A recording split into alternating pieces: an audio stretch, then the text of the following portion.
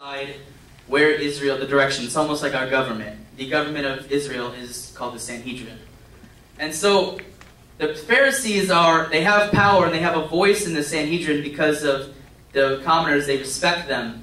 And so that's just a background check on who the Pharisees are. And so, like I said, the Pharisees, they have the power, and they had the power to declare what was lawful, what was a law for you to follow, and what was the law, what you didn't have to follow, what laws were made. And they practiced this, they paraded this power. They really hoarded it over the people of Israel. Like they would always weigh them down with stuff. And so in Luke 18:11 it talks about this. It says, the Pharisee stood up and prayed about himself.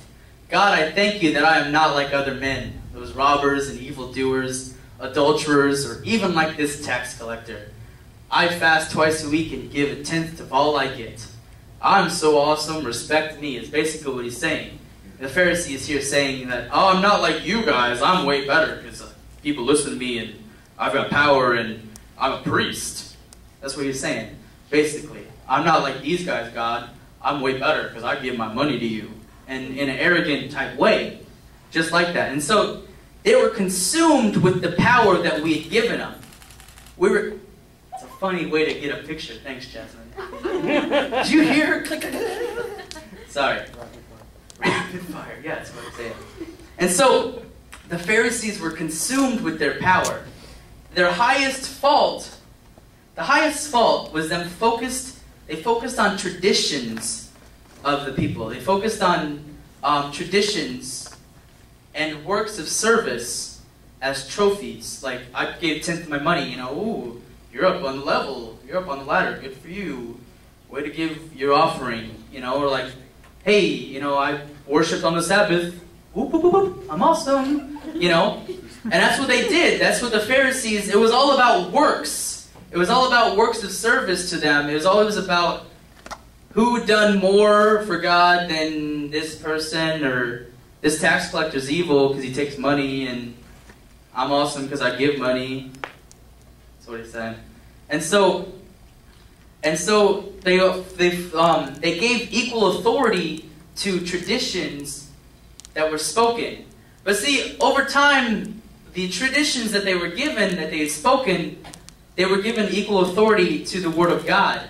And that was where their fault was in Deuteronomy 4:2. It says, do not add to what I command you, and do not subtract from it, but keep the commands of the Lord your God that I give you.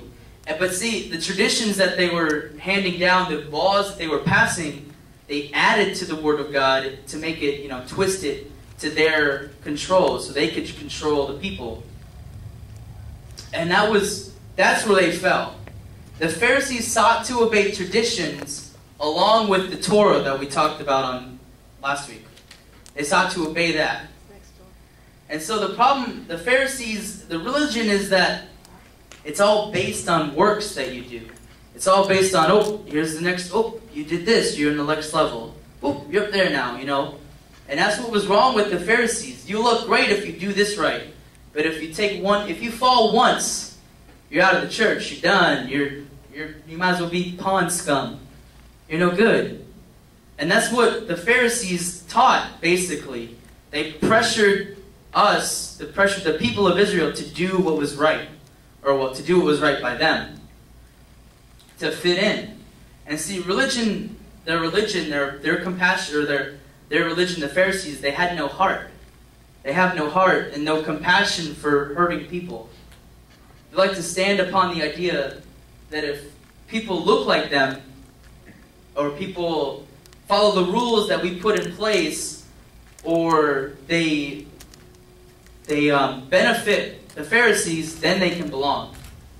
If you make me look better, I'm going to hang out with you. If you do what I say, I'm going to hang out with you.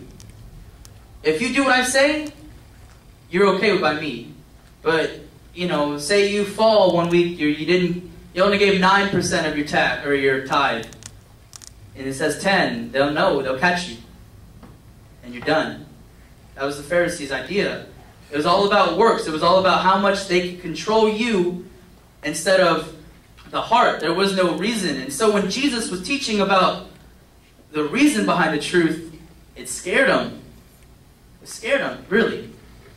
And so Jesus is talking, it's not what Jesus is about. He's not about works.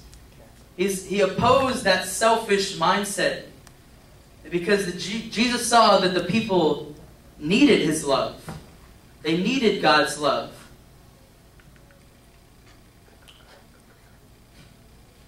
They needed Jesus' hand to start a better life. The Pharisees were keeping the truth, well, the reason behind it, from the people instead of giving them a better life. And Jesus didn't want them to form an assembly of robot followers that I call them. Robot followers, where you look like me, you act like me, where you're the same as me, you're following me as a robot. Jesus instead, he loved people into the kingdom.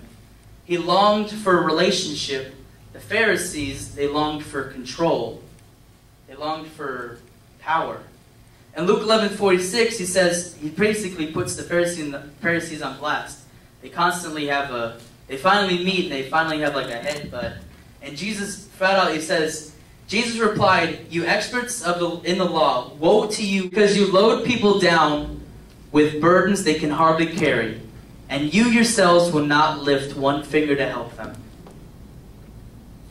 And see, the Pharisees, their hearts were not in the right place. They gave them all this pressure to look like them, and they didn't want to help them. They just cast them aside. They missed the point. They missed the love of God. It's almost like they took the love of God out of following God. They just made it instead of alive, like what we have here, the belonging. We love it. I love it. Matthew, and even that, they even made up rules. We talked about that. We even made up rules in Matthew 5:6-9. You nullify the word of God for the sake of your tradition. You hypocrites. This is Jesus talking. Isaiah was right when he prophesied about you. These people honor me with their lips, but their hearts are far from me. They worship me in vain. Their teachings are but rules taught by men. And so, this is Jesus.